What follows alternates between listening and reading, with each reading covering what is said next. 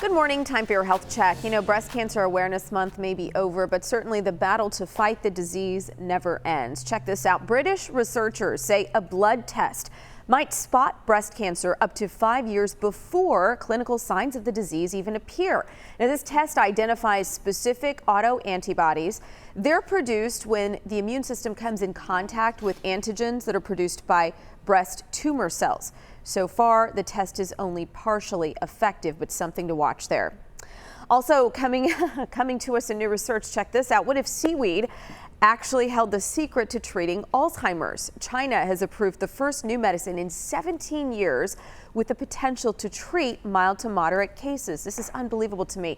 It's derived from brown algae, and those tests showed improvement, showed improvement in as little as 4 weeks.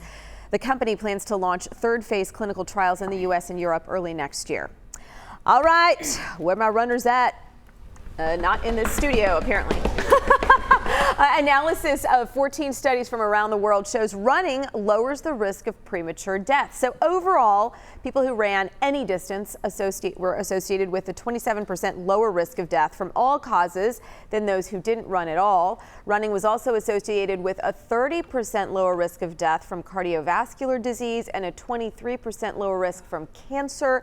That doesn't mean you have to go out and run a marathon or anything. The World Health Organization and the American Heart Association all suggest adults between 18 and 64 should take 150 minutes of moderate activity per week or 75 minutes of more vigorous exercise per week to stay within that heart health range. And if you need help with it, that Fitter Together group is still going. I will admit I've been less active on it, but those people have taken over. So we've got a ton of runners out there, some who've just finished their first marathon. Well, and I would think too that would be the good. I do not enjoy running, but I think if you had someone to go do it with, it would be more enjoyable. Yes. Well, and HIIT running, high intensity running too, where you're mixing those bursts of speed with a slower run as well. You can get in 15 minutes as good of a workout as you could if you ran for an hour. And I would challenge you to do 30 minutes.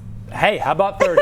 More is better. But my point being that it doesn't require this tremendous commitment. Right, you don't need to be in the gym on the treadmill for hours or anything like that, for sure. And the HIIT, the high intensity training that he's talking about, is really good for your heart.